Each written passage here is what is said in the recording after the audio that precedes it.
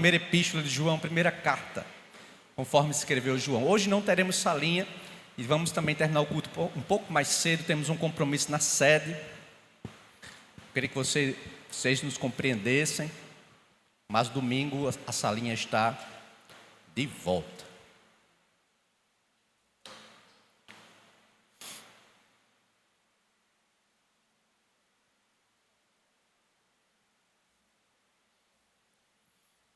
Primeira João, capítulo 1. Meus irmãos, todas essas mensagens elas estão gravadas e estão no nosso canal do YouTube. Você pode acessar IBM Geisel no YouTube e você pode assistir todas as nossas pregações. Essa é uma série de mensagens conforme a primeira epístola de João. Coloque por favor a imagem novamente. A verdade e o amor, a essência da fé nas cartas de João. Então nós já temos 2 pregações no YouTube, você pode acessar e assistir caso você não tenha comparecido nos 2 primeiros cultos que nós tratamos sobre isso. Nós estamos dando agora continuidade. Então abra comigo em 1 João, capítulo 1, verso 7. 1 João, capítulo 1, verso 7. Quem está nos visitando pela primeira vez? Só levantar a mão. Uma querida irmã, outra irmã, seja bem-vinda, bem-vindos lá atrás também. Seja bem-vinda, minha querida, bem-vinda, minha irmã. Deus abençoe a todos os visitantes. As criancinhas ali visitando também. Deus abençoe. Vamos ler a palavra. Se porém andarmos na luz como Ele está na luz, mantemos comunhão uns com os outros, e o sangue de Jesus, seu Filho, nos purifica de todo pecado. Esse versículo nos faz refletirmos acerca do andar e do proceder cristão. É um alerta. O primeiro grande destaque que se dá neste verso é acerca das nossas condutas. O verso se inicia com o se. Você pode notar comigo, se, porém. E sempre que algum trecho das Escrituras Sagradas inicia com o se é um condicionante. Quer dizer o que com isso, pastor?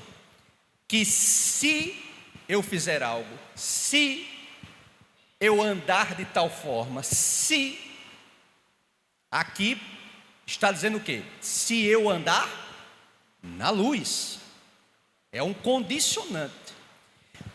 E sempre que tem esse condicionante, tem também uma consequência.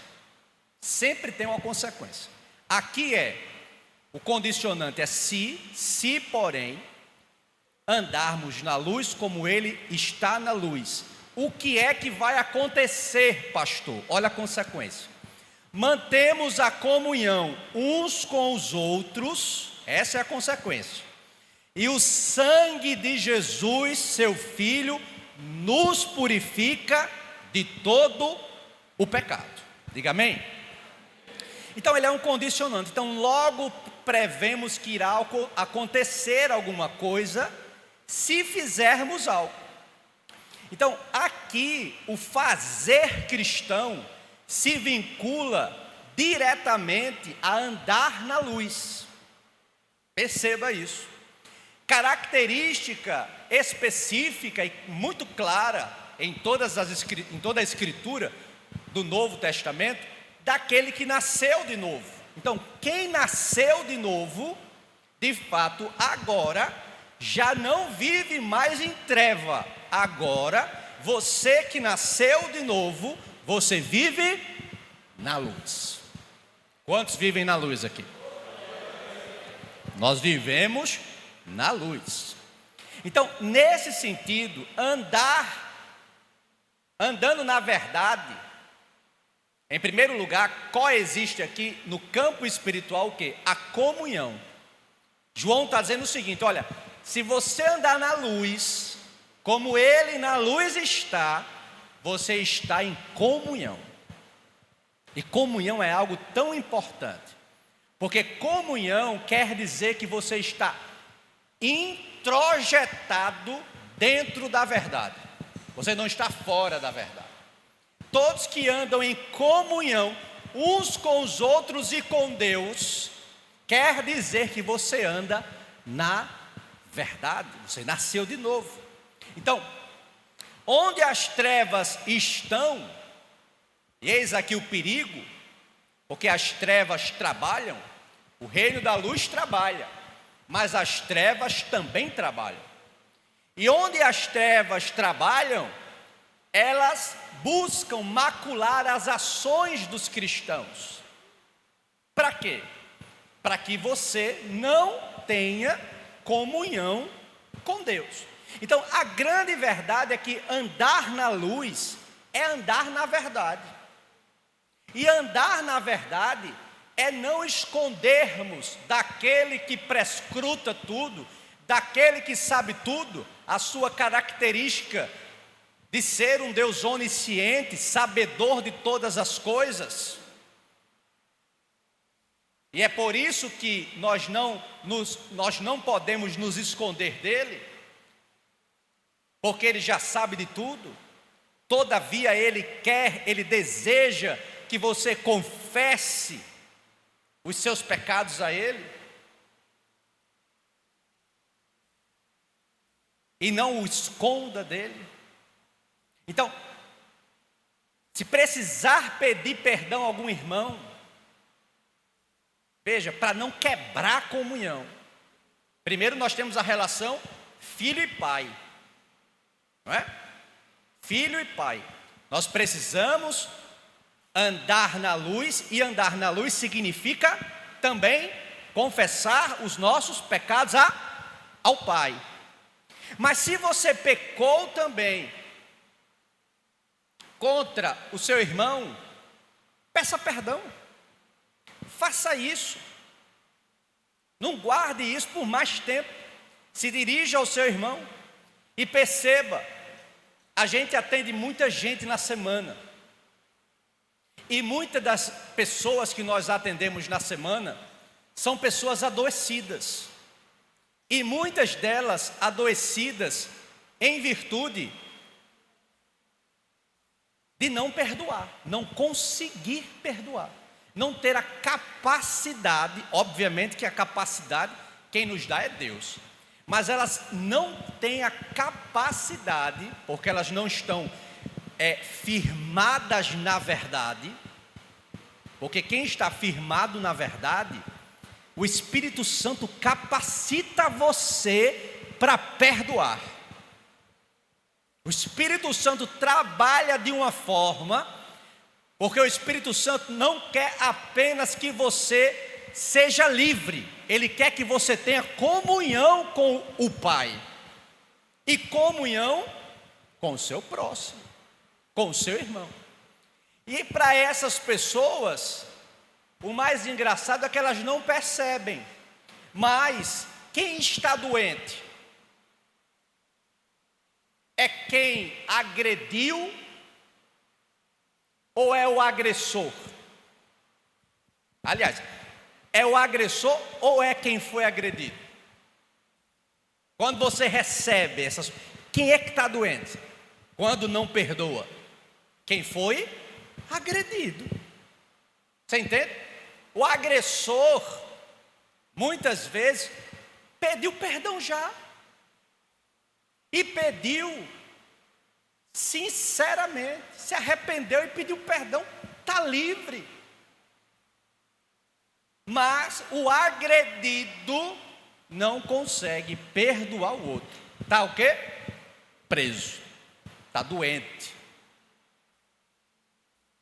Provérbios 28:13: o que encobre as suas transgressões jamais prosperará, mas o que as confessa e deixa alcança misericórdia. Então aqui tem duas nuances neste verso. Primeiro, no verso 7 de 1 João, do capítulo 1, claramente, nos manda, há aqui uma ordenança para andarmos na luz.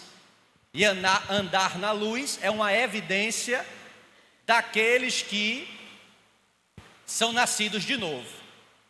E andar na luz, quem anda na luz, a Bíblia diz no verso 7, mantém comunhão uns com os outros, e há uma grande, essa é a primeira consequência, mantém comunhão uns com os outros, mas tem uma segunda consequência: o sangue de Jesus Cristo nos purifica de todo o pecado. Sabe o que isso quer dizer?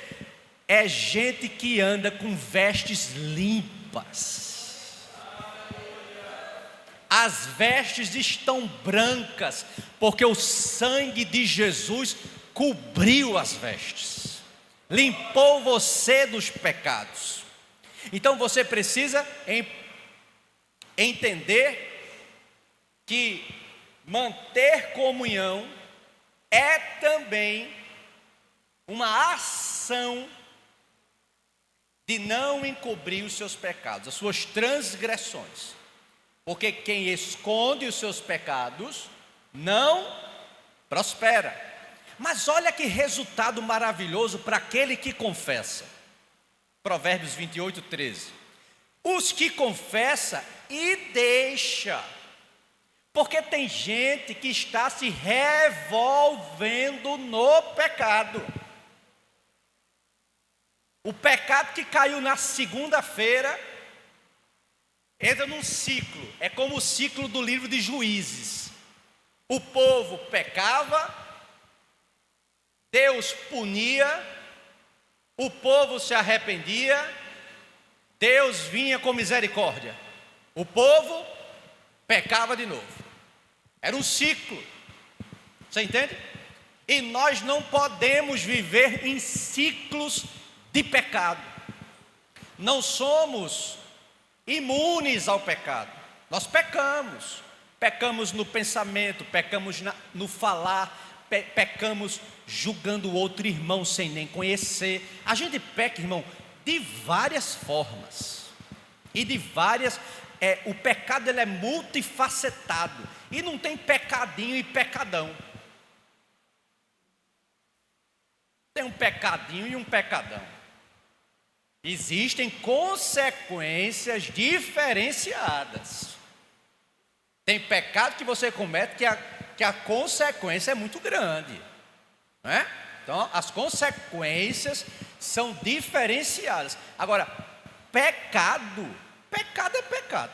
Uma mentira que você cometeu é tão grave como um adultério que você cometeu. Eu estava comentando com a secretária eu fui atender ontem, e eu estava comentando com Paloma, que é a secretária da IBM Miramar. E a gente ali conversando sobre uns assuntos, e veio ao meu coração, a partir do que a gente estava conversando, do crivo do Evangelho. Veja, o Evangelho, ele aumentou o crivo. Você sabia disso? O Evangelho, ele não diminuiu o crivo, não. Ele aumentou. Porque veja comigo, na lei de Moisés, a mulher apanhada em pleno adultério, ela era o quê? Apedrejada. Jesus, quando vem, ele diz assim: olha, se desejares, sabe o que Jesus está dizendo? Jesus está ensinando onde começa o pecado. Pecado não começa na ação propriamente dita. Pecado começa aqui. O diabo quer prender a sua mente. É aqui, primeiramente, que ele trabalha, para gerar em você. Aí Jesus vai dizer: olha, se tu, no teu pensamento, desejares a mulher do outro, tu já cometeu adultério. Então o crivo subiu, o crivo não desceu, o crivo subiu. Porque lá na lei de Moisés era ato cometido, agora não, é seu desejar. Você está entendendo isso? Então nós precisamos pedir ao Senhor, peça a Deus, coloque a mão na sua mente agora, coloque. Diga: Senhor, não, meu irmão, diga com toda a sua energia. Você está cultuando ao Deus vivo. Diga: Senhor, passa do teu sangue na minha mente. Diga amém. Essa mente tem que estar protegida. Tem que estar protegida, porque é seta de dia, é seta de noite, é seta para lhe entristecer, é seta para lhe deixar desanimado, é seta para você não vir para a igreja, é seta para você pensar coisa errada. Mas o sangue de Jesus Cristo tem poder nesta noite, e está sobre a tua cabeça, sobre a tua mente, sobre os teus pensamentos. Jesus está aqui para libertar você de todo mal. Aleluia! Nós somos uma igreja que vai morar no céu e vai entrar pela porta da frente.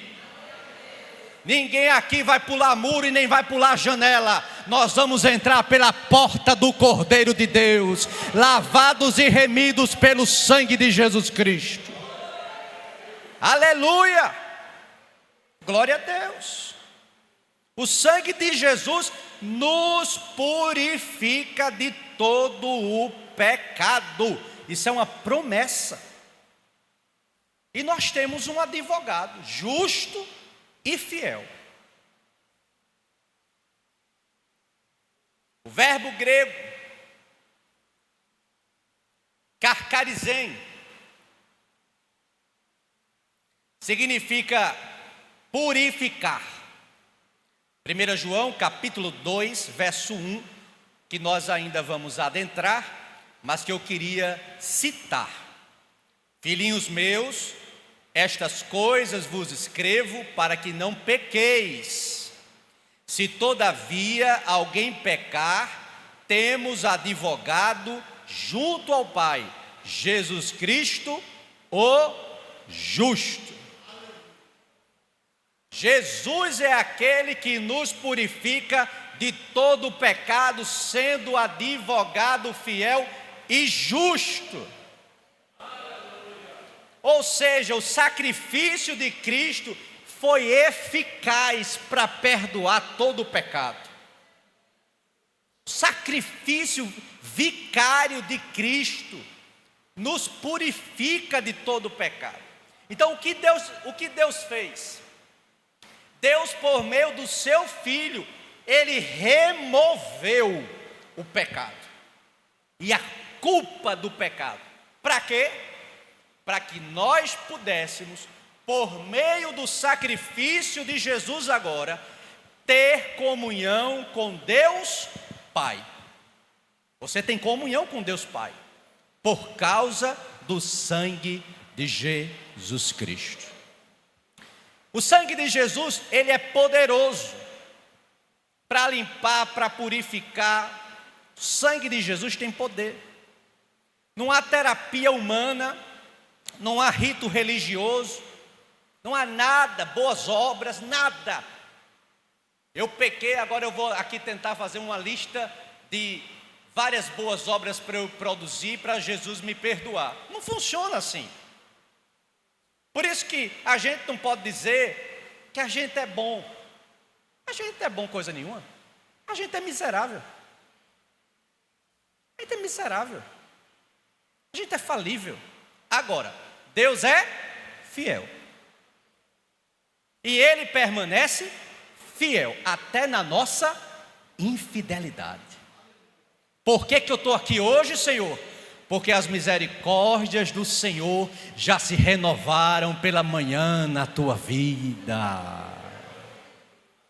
Tu dormiu e Jesus cuidou da tua dormida, tu acordou e Jesus te deu fôlego para mais um dia. Agradece a Deus. Aleluia! Se fosse pelo diabo, tu estava morto. Porque a Bíblia diz que ele veio para matar, roubar e destruir, mas Jesus veio para dar vida e vida com abundância. Você está debaixo dessa promessa. E eu termino no verso 9. Capítulo 1, verso 9. Estamos falando de comunhão. E vamos falar agora do ato de confessar os pecados, para que sejamos livres. A gente não confessa pecado para ninguém. Aqui na igreja não tem um confessionário, não é? Em algumas igrejas tem um confessionário, tem a pessoa lá dentro, que você vai confessar os pecados, ela vai dizer as penitências que você tem que fazer. Olha, reze tanta, não é assim? Reze tanto Pai Nosso, tanta Ave Maria, tanto não sei o que, pronto, você vai ficar livre. Não fica. Não fica. Primeiro que só quem perdoa pecado é Deus. E Ele só perdoa por causa de Jesus. Diga amém. João vai dizer no verso 9: se confessarmos os nossos pecados, veja, mais uma vez o condicionante se. Se fizermos isso, aí tem uma consequência, ó. Ele é fiel e justo para nos perdoar os pecados e nos purificar de toda injustiça. Abra comigo em Isaías 59:2. A grande verdade é que a lama do pecado nos afasta de Deus. Veja, mas as vossas iniquidades, o que é iniquidade? Pecado. Fazem separação. Olha o que te separa de Deus. Entre vós e o vosso Deus. Pode passar, filho. E os vossos pecados encobrem o seu rosto. Olha só, olha a gravidade disso. E os vossos pecados encobrem o seu rosto de vós, para que vos não ouça. Sabe o que a Bíblia está dizendo? Aquele que não confessa pecado não é ouvido por Deus. Você ora, mas ele encobre. Olha ali, ó. Os pecados encobrem o quê? O seu rosto de vós. Se tem pecado para confessar, você vai confessar hoje a Jesus. Então, o verso 9 de 1 João trata da condição de sermos perdoados. O condicionante se entra mais uma vez em ação e nos convoca aqui para um posicionamento. Qual é o posicionamento? Confrontar abertamente os nossos pecados sem nos defendermos ou nos justificarmos. Quando você vai confessar um pecado, deixa eu te ensinar isso aqui. Você não precisa dizer a Deus por que você cometeu. Porque foi isso que Adão fez. E foi isso que Eva fez. Ah, Senhor, eu pequei por causa da mulher que tu me deste. Ele ainda acusa Deus. Aí a mulher, quando é confrontada, diz: foi a serpente que me enganou. Aí popularmente, no nosso, aqui na pós-modernidade, ah, Senhor, é esse marido que não vale nada, me faz pecar. Não é assim? Ah, Senhor, é porque essa menina me tira do sério. Eu não aguento mais não, esse menino não. Por isso que me faz pecar tanto.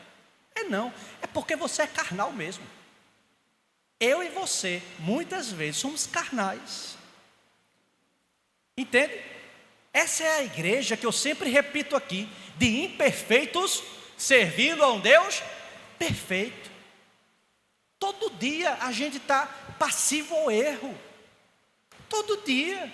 Por isso que a gente tem que pedir: Senhor, tem misericórdia. Senhor, derrama a tua misericórdia sobre mim. Derrama a tua graça sobre mim. Tem compaixão desse miserável. Me ajuda. Precisamos orar. Então, não precisa você se justificar. Vá diante de Deus em verdade: Senhor, pequei contra ti. E diga a Ele o que você fez. Eu fiz isso. Falei mal de fulano, cicrano, beltrano. Julguei o meu irmão assim.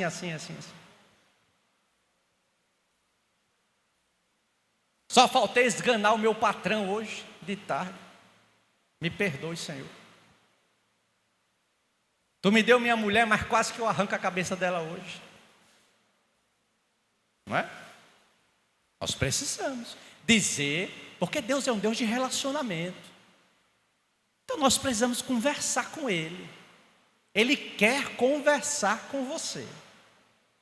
Ele quer um diálogo com você. Outra coisa, deixa eu te ensinar nesta noite.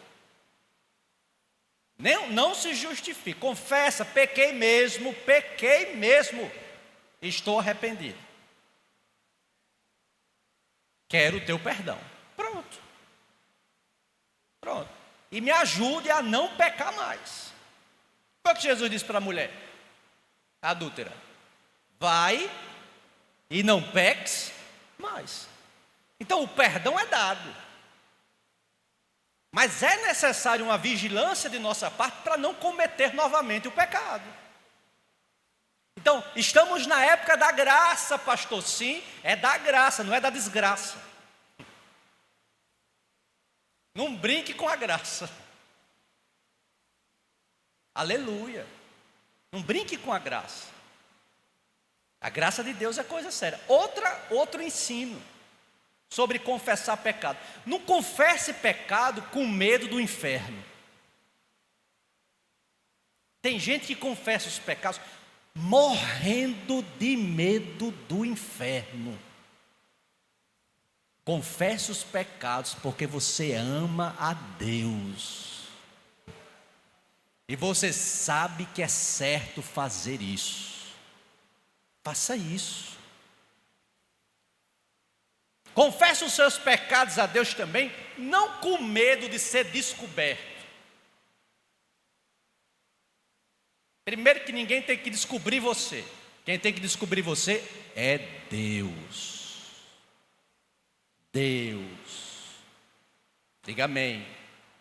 Então, confessar os nossos pecados é concordar com a palavra e segui-la como fonte confiável, manual de vida, guia da nossa vida. Diagnóstico é a palavra que nos diagnostica da nossa condição espiritual. Quando olhamos para a palavra olha para nós e ela nos diagnostica, ela nos dá um diagnóstico da nossa condição espiritual. Admitindo, obviamente, porque quando você lê a palavra, eu estava conversando com um pastor um dia desse, ele é apaixonado pela palavra. A palavra para ele, como eu também, eu sou apaixonado pela palavra.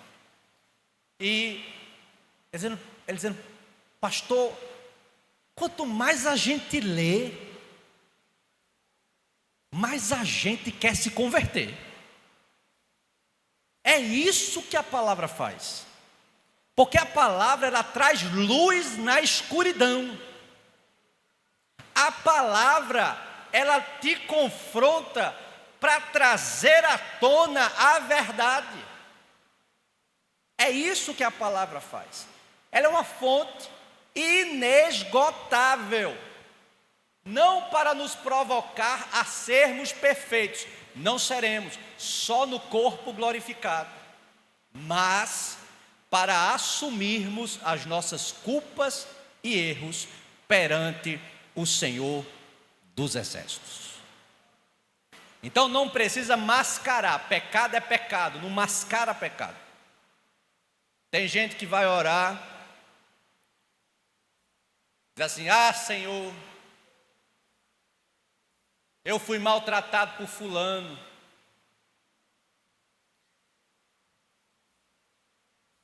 age em meu favor, defende-me. Sabe como é que Deus escuta essa oração? É mais ou menos assim: Senhor, vinga-me. Isso porque perdoar e seguir em frente é mais difícil. A nossa carne sempre quer se justificar. Você não precisa se justificar para ninguém. Tem gente que vai gostar de você, tem gente que não vai gostar de você, tem gente que vai lhe amar, tem gente que vai lhe apedrejar. E glória a Deus por isso, porque Deus te conhece, Deus me conhece. Essa carcaça podre não quer dizer nada. O que importa é o que está dentro, é o interior, é o coração, é a mente. E a nossa mente, a minha Bíblia diz que é a mente de Cristo. Mente de Cristo. Então deixa para lá, olha para teu irmão e diz a ele: deixa para lá, deixa para lá. Mas pastor, é meu direito. Tem lá direito de nada, homem. Abre mão desse direito e vai viver em paz. Ela falou muito mal de mim, pastor, mas deixa para lá, homem. Mas o que falou foi muito grave. Me deixe isso quieto, vá por mim. Você não sabe quem você é? Não sabe? Acorde todo dia olhando para o espelho e dizendo: eu sou um servo de Deus. Eu sou uma serva de Deus. Mais um dia acordado, mais um dia firme na batalha, mais um dia pronto para lutar contra as forças das trevas, mais um dia pronto para glorificar o nome de Jesus, e vai seguindo a batalha. Aleluia! Aí a gente, quando nessas orações que a gente está fazendo, né? A gente diz: ah, Pai, toque no coração dele, né? Só que a gente está dizendo outra coisa. A gente está dizendo: ó, Pai, faça ele voltar atrás e vir me pedir perdão. É outra coisa que a gente quer. Você entende? Ah, Pai, mostra a verdade para que todos saibam sobre quem realmente está certo. Meu irmão, olha, não perca tempo com essas orações não. Não perca tempo com isso. Porque Deus está entendendo o seguinte: Pai, exponha a outra pessoa e mostre que quem estava certo era eu. Não precisa. Não precisa. E por isso que eu amo a palavra, porque a palavra nos esmaga. A palavra de Deus nos esmaga. E quando nós oramos, entenda, Deus não atende este tipo de oração.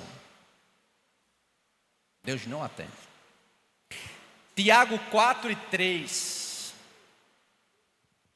Bote aí para mim. Pedis e não recebeis. Olha só. Porque pedis mal, para esbanjardes em vossos prazeres. Então tem muita coisa que você não recebe porque a sua intencionalidade ou a sua motivação não está correta. Então Deus não responde.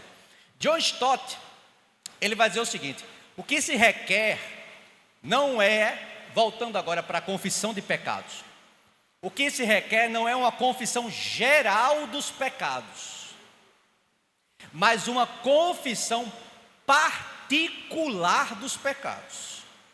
Ódio, ira, mágoa, divisão, fofoca, orgulho. Eu vou repetir para você. O que se requer não é uma confissão geral do pecado. Obviamente que quando Jesus nos ensina a orar, Pai nosso que estais no céu, santificado seja o vosso nome. Venha a nós o teu reino. Seja feita a tua vontade, assim na terra como no céu. O pão nosso de cada dia nos dá hoje. Perdoai as nossas ofensas, assim como nós perdoamos a quem nos tem ofendido. Olha a oração do Pai Nosso. Perdoa as nossas ofensas. Olha só, como nós perdoamos a quem nos tem ofendido. Há um grau aqui de balança. O quanto que você perdoa, para que você também seja perdoado. Você entende? Então precisamos pensar sobre isso. E precisamos pensar sobre o que John Stott afirmou. Não podemos trabalhar com uma confissão geral dos pecados, mas uma confissão específica dos pecados. Quando você for confessar a Deus os seus pecados, diga o nome do pecado. Diga o que você fez. E aí nós também trabalhamos a partir da compreensão da consequência da confissão dos pecados, porque esse verso trata sobre isso. Ele trata sobre a consequência da confissão. Aquele que confessa, o que é que acontece? A Bíblia é clara: perdão e purificação de toda injustiça. Então, se você é uma pessoa que em suas orações você diariamente confessa a Deus os seus pecados cometidos, especificamente, porque eu não entendo, deixa eu te dizer uma coisa, eu não entendo um crente que vai dormir sem orar.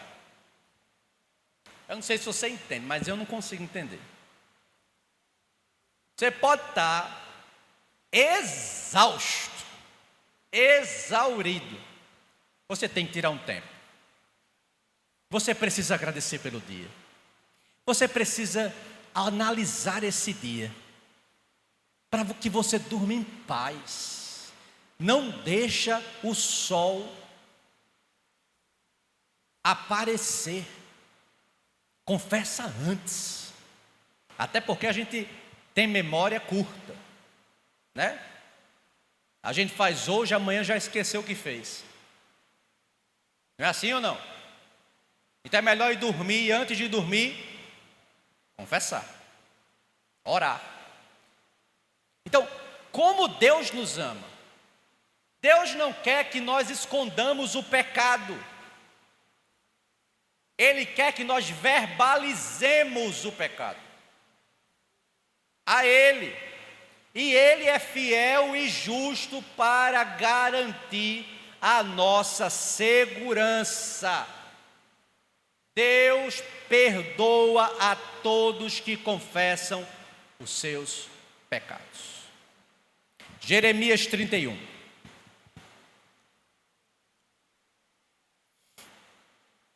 Verso 31 a 34. Eis aí vem dias, diz o Senhor, em que firmarei nova aliança com a casa de Israel e com a casa de Judá.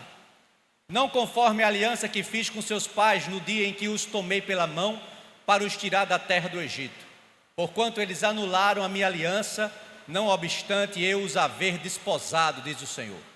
Porque esta é a aliança que firmarei com a casa de Israel, depois daqueles dias, diz o Senhor, na mente, olha só, por isso que o diabo ataca tanto a sua mente,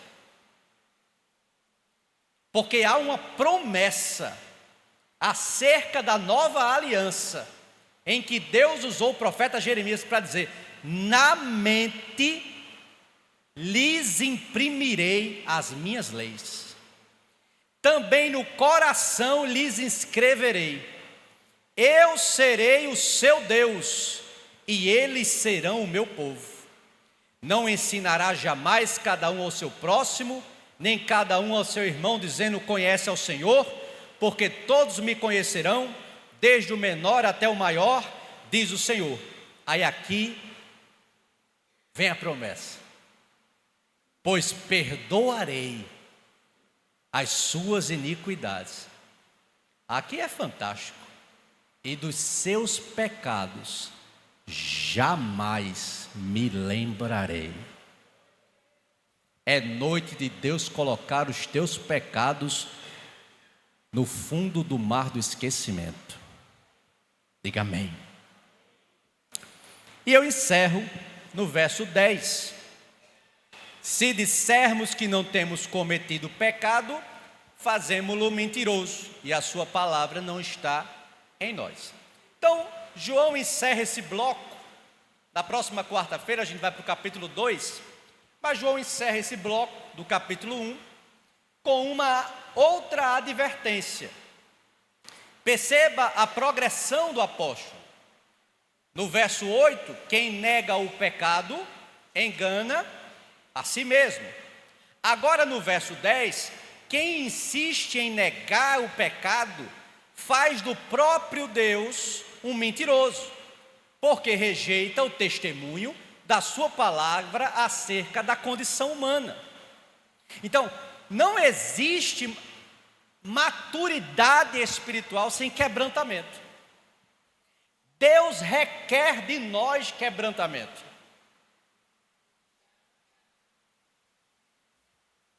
O que é que a palavra diz? A um coração contrito e quebrantado não desprezarás, ó Deus. Você precisa desse quebrantamento. Então o cristão não é aquele que vive fingindo perfeição. Você não precisa disso. Esse é o religioso. O religioso, ele vive fingindo perfeição, né? É até meio, como é que chama? Há uma caricatura, né? Religiosa, nas roupas, até na forma de falar, para mostrar, parece que é mais santo, né, que o outro. Quando chega na igreja, né? Enfim, nós não precisamos disso, porque nós somos crentes. Nós não somos religiosos, nós somos crentes. Amém? Então, nós precisamos da graça. A graça nos basta, irmãos. A graça de Deus nos basta.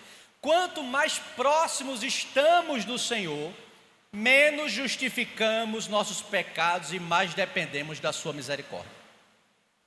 Quanto mais você se aproxima de Deus, mais santidade você recebe. Porque como Ele é santo e você é pecador, quando você se aproxima dEle, Ele santifica você e te torna santo, puro, e lava você dos pecados. Então, há um convite aqui nessa noite, terminando esse bloco de 1 João, capítulo 1, há um convite muito claro, para todos nós que estamos aqui, que todos os dias oremos para Deus nos tirar das trevas e nos manter, porque os dias estão maus, nos manter na luz. Eu quero fechar esse bloco do capítulo 1 de 1 João. Quarta-feira a gente inicia o capítulo 2, lhe encorajando: não tenha medo de Deus, Deus é teu Pai. Não busque um esconderijo, porque Deus conhece tudo. Confessa e deixa, abandona, arrepende-te e desfrute da alegria de ser perdoado. Glória a Deus, porque Ele perdoa. Ele perdoa, Ele é fiel. Olha o que Ele diz: Ele é fiel e justo para nos perdoar os pecados e nos purificar de toda a injustiça. O que é que a palavra está dizendo? Deus é misericordioso. Ele não rejeita você. Ele não rejeita seu coração quebrantado e contrito. Antes, Ele lhe escuta, Ele lhe modifica, Ele lhe restaura, Ele lhe transforma, para que você tenha uma vida que glorifique ao nome de Jesus. Essa é a beleza do Evangelho. A beleza do Evangelho é essa: pecadores arrependidos. Pecadores arrependidos, que no caminho encontraram um Salvador. Saulo de Tarso era um pecador,